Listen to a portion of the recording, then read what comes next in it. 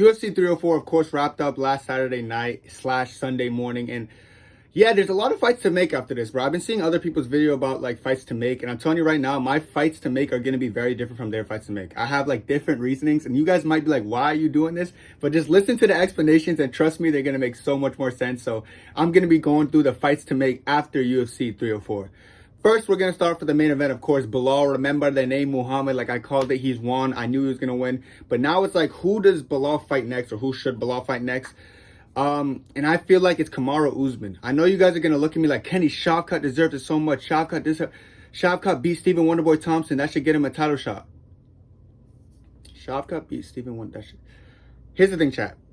And I love Shavkat Rakhmonov, so I don't want to rush him into a title fight, especially against Belal Muhammad, because I know how that go right now. Like, if they were to fight right now, I ain't gonna lie, Belal's gonna ragdoll him. He's gonna beat him pretty comfortably over the course of 5 rounds. You know, Shavkat hasn't been tested in a 5-round fight.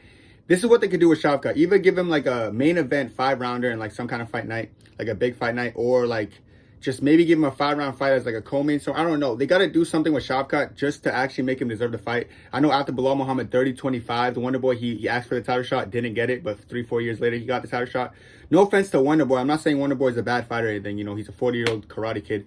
He's very talented still, but it's just like, if they give Shavkat the title shot, then Belal does what I think he's going to do to Shavkat. They're just going to turn around and say Shavkat was overrated. He was never tested. He didn't deserve that title shot. He's horrible. I don't want to see that for Shavkat. I want Shavkat to actually build up correctly. We don't necessarily need to fast track him. Feel like Usman deserves it more. And I know people are going to look at Usman like, but Usman's riding a 3-fight losing streak. Well, like in the welterweight, yes, he's riding a 2-fight losing streak. But if you give context to the losses, it just makes this fight way more interesting to see between Belal and Usman. Like, we know in the first fight what was happening. It was what Belal was doing to Leon, except for the fact that in the 5th round going into it, he got head kicked. You know, like, it was just lightning struck. Like, one of those things, unlucky scenario happened. So after that happened, it's like, oh my God, Usman, like, is Usman washed? He was destroying the whole fight, but he got knocked out. So is he washed now?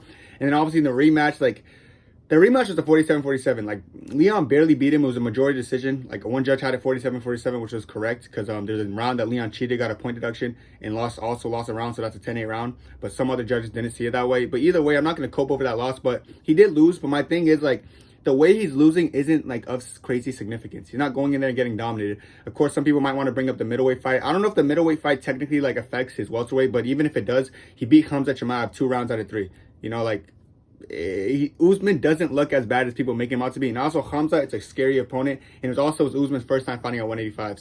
So much things for Usman. So people look at his losing streak, like people who don't really watch UFC would just look at the losing streak and be like, Usman's on a 3-fight losing streak, he doesn't deserve it. But like, people who actually know context of the fights know why. First of all, this matchup's way more interesting because we know Usman has been in 5-rounders many times against other great opponents. He beat prime Colby Covington, beat prime Gilbert Burns, beat prime Jorge Masvidal, beat everyone in their prime and ran through them. It's just more interesting because we know stylistically this is going to be a clash. But both guys who walk forward trying to break their opponents over the course of 5 rounds is going to be a good fight. So I really feel like for Belal, a win over Usman does so much for his legacy because he beat Leon Edwards, who's in the GOAT conversation, and then he would beat someone like Kamaru Usman, who's in the GOAT conversation. So that'll do so much for him. And then Usman, if he becomes a 2-time champion, like Israel Adesanya did, he's going to be one of the greatest of all time. He's going to move up on that GOAT list. So it's a big fight for both of them, and I feel like it makes the most sense. I know some people want to see Usman fight like a contender first, but like a JDM, like really, like it's not going to be close if he fights a JDM. We saw what Gilbert Burns did to JDM for 2 rounds. He was up 2-0 before that finish. So it's like, dude, I don't know. I don't want to see him fight no JDM. I mean, if you don't want to see it so bad, let Usman go in there and destroy him. But I feel like Usman should have the privilege, especially being 37. You know, he's not going to be here for too long. I feel like UFC should appreciate him and give him the title shot against Belal. Might be a hot take, and I understand, but just I feel like after listening to my reasoning, you kind of understand why that should be. Now, for Leon Edwards. Leon Edwards just lost with Belal. Of course, he's not going to get an instant rematch. He didn't do enough to deserve it like Usman did when he ran through the division, you know, lapped the division.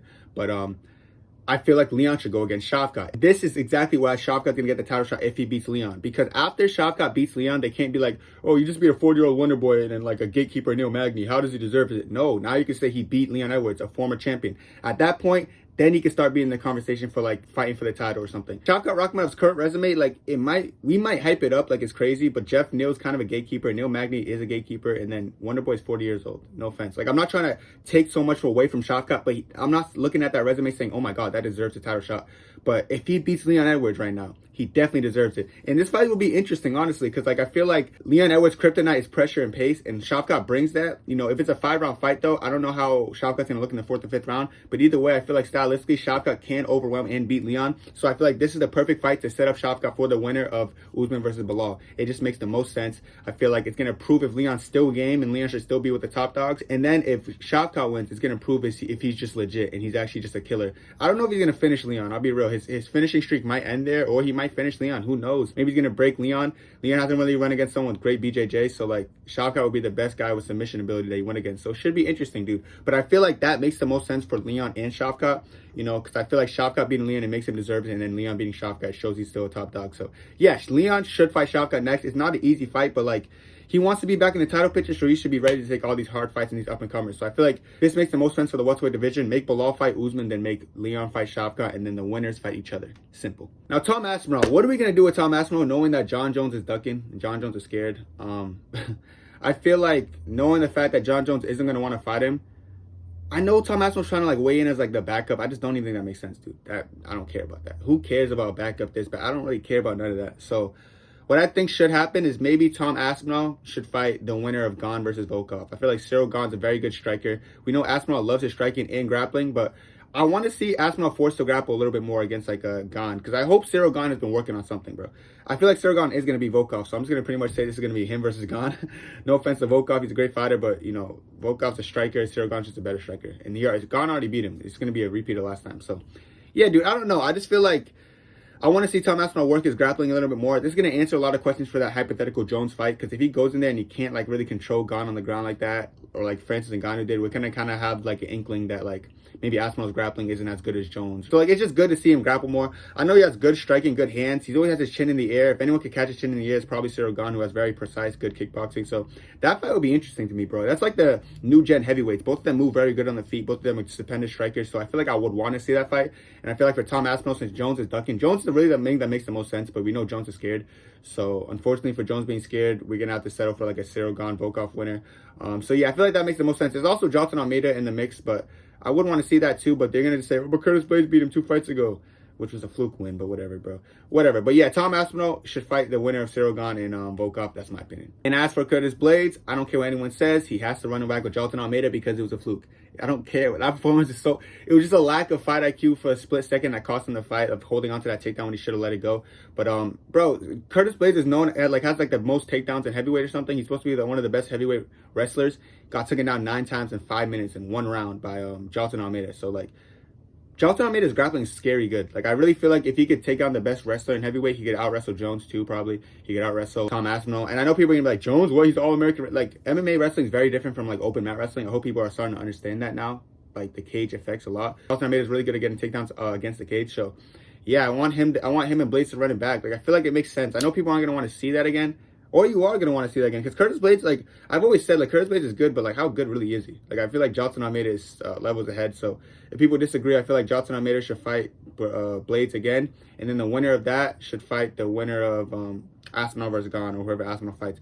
Or, like I said, we don't have to make Almeida necessarily fight Blades. We could just go to Almeida versus Aspinall, but then they're going to say, well, but Blades just beat him. So I feel like he needs to clear up the air with the Blades smoke and all that fake stuff, and just and then show he's better than him, and then after that, go for the title. So yeah, Jailton Almeida, I really think he's a future heavyweight champion. I say it like almost all my videos. His style is just very overwhelming, especially for heavyweights. Not a lot of heavyweights are good wrestlers. So the fact that he's such a heavy, not even just wrestle heavy, a grappling heavy guy, has great submission ability. Every single win he's had in the UFC has been a finish. Like, this guy's legit. Definitely rocking with Almeida versus Blades. I feel like it's going to be a good fight, and I definitely feel like Almeida's going to beat him. So we shall see if they fight again. Now, what are we going to do with Paddy the Baddy? First of all, Paddy Pimblett surprised me. I thought Bobby Green would have the advantage with the hands and stuff. But even on the striking, like, even when they stood up, Paddy was holding his own. He looked a little goofy, but he was holding his own pretty well. But my hope, I don't know why Bobby Green shot for a takedown. Like, sometimes poor fight IQ deserves to let you get, like, finished. He deserved to get finished because he had poor fight IQ, so good for him. But what's next for Paddy? He's calling out Moicano, who's going to fight BSD, who's already booked. But I feel like BSD's going to win, so that fight's going to go down the drain. Who I think he should fight, bro, he's going to be ranked. I think he should jump, like, Beneil Dariush is number 7 ranked. I think they should give Paddy that fast track treatment. They should give him a higher ranked opponent and let him jump the rankings, because like Paddy looked really good. Like that performance makes him deserve like a higher ranked opponent. So I'm not mad if they give him like a Beneil Dariush. Of course, Dariush is riding a 2-fight losing streak, but against Armin Sarukian and Charles Oliveira, who are the top of the top. So Beneil Dariush is a very good grappler. We've seen against Gamrot, he has good hands when needed against other grapplers, so it should be interesting.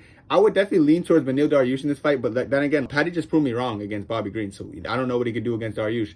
But yeah, it's gonna be fun. It's gonna be a fun fight because they're two like good grapplers. I feel like grappling advantage probably goes to Dariush, but Paddy's still up there with him. And I feel like the striking advantage probably goes to Dariush, but like Paddy's always game. And I feel like Paddy's proved himself after that Jared Gordon like mix up that he really lost, that he actually still got it in him. He got that dog in him. So it should be an interesting fight. Dariush versus Paddy. So we'll see who wins that. And I feel like if Paddy wins that, he deserves to be in the top 5, because I think Dariush is in the top 7 right now. And depends how he beats him. But if he finishes him, put him top 5. So yeah.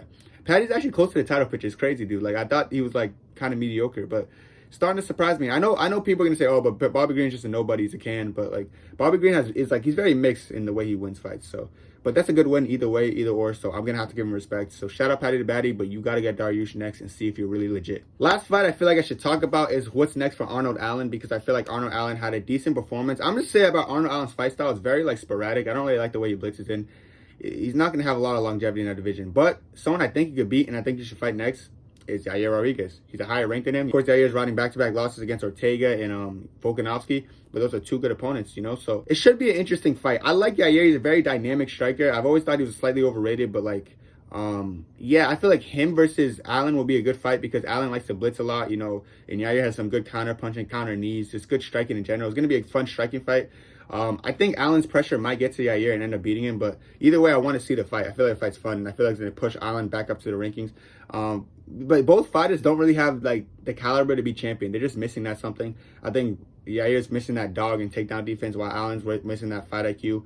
Sporadic blitzes don't really work against like the higher ranked opponents like Max Holloway's and the Volkanovskis and all these other, and the Taporias. Even the like Movzars and Aljos, they're going to just take you down with those sporadic blitzes. But like I said, I think it's a fun fight, so I'm not opposed to seeing it. I feel like Allen versus Yair makes the most sense, and yeah, I feel like that's what should be next. It's going to show like out of the two, who's more legit out of all of them. I feel like right now I'll probably say Allen, but I say maybe Yair's going to prove me wrong. I kind of want Yair to prove me wrong because he's actually one of my favorite fighters. He's just kind of overrated. So yeah, Allen versus Yair should be next for Allen. All right, guys, that's going to be it for me. Let me know what other fights you guys wanted to see after UFC 304. I feel like the fights I said, like I said, they might be hot takes to some people, but I feel like these are the fights that the people want. These are the fights that make the most sense logically, and I feel like these are the fights that should happen next. But that's it for me, though. God bless. 2, 3.